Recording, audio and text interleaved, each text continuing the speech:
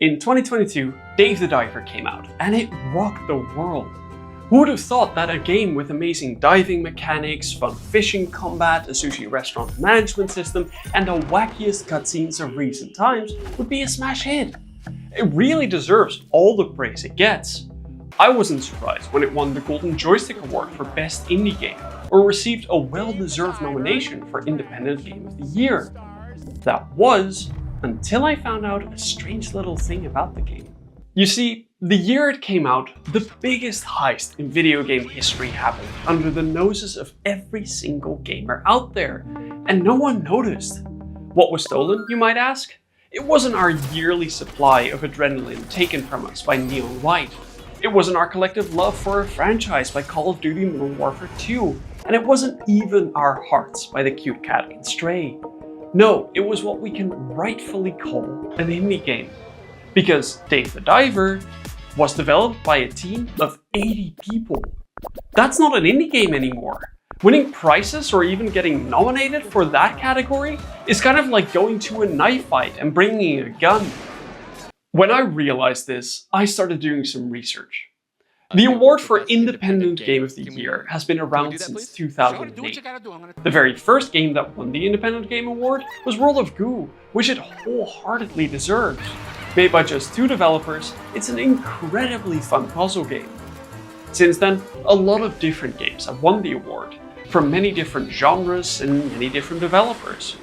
When I looked deeper into it though, I was in for a bit of a surprise, because Dave the Diver wasn't the only indie imposter out there.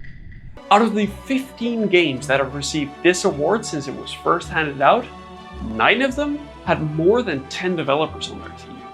Out of those 9, 5 of them had more than 25 at the time of their release, with Disco Elysium having a total of 35 in-house and 20 out-of-house consultants working on the game.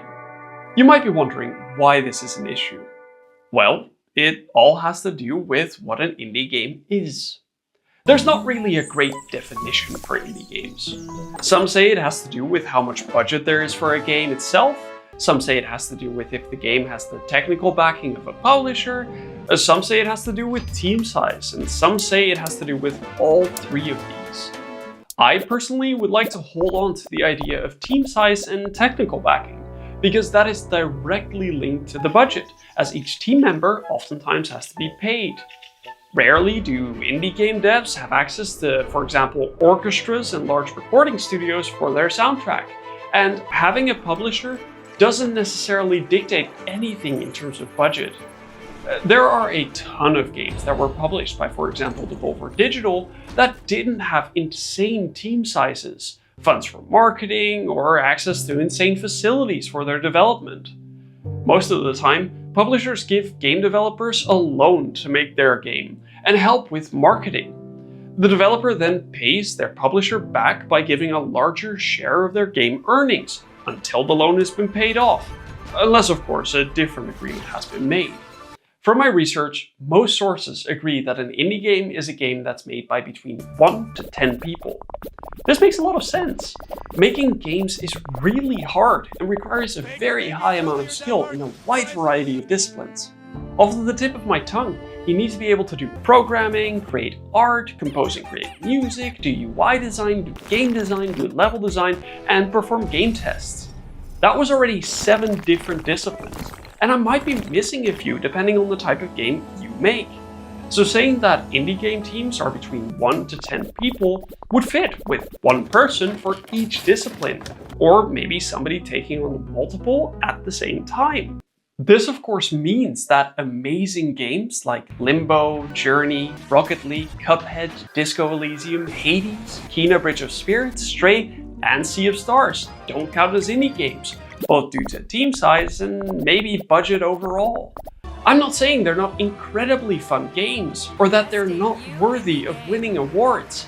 It's just not fair to those games that were made by way smaller teams without any real budget or technical backing, such as Baba Is You, Outer Wilds, Untitled Goose Game, Return of the Obra Dinn, Spelunky 2, 12 Minutes, Inscryption, and many more. Hold up. So if those games don't count among indie games, where do they belong to then? AAA games? I mean, good luck winning any awards against games like Starfield and Concord. Dude, seriously? Okay, Elden Ring, Baldur's Gate 3, and Spider-Man 2. Well, that's the question, isn't it? If we were to put them up against these games developed by more than 100 developers and with massive budgets, they would be the victims of the exact same situation as indie games were in before. Luckily, we don't have to. You see, back in the day, there was another term for games that were in between indie games and AAA games, called AA games. Quite literally just a category for games developed by teams between 10 to 100 people who potentially have publishers but don't have that insane budget, team size, and might have the backing of better technical facilities, but still not those super deluxe facilities of the big AAA game studios. Due to low commercial success, the AA game category faded out of existence over the last decade. But don't all of these highly successful indie games all perfectly blend into that definition? So the solution is right here for the taking. Start properly labeling which games are indie and which games are AA. Just giving them the proper labeling doesn't remove anything from the fact that they're potentially amazing games. Then add a category for the best AA game of the year.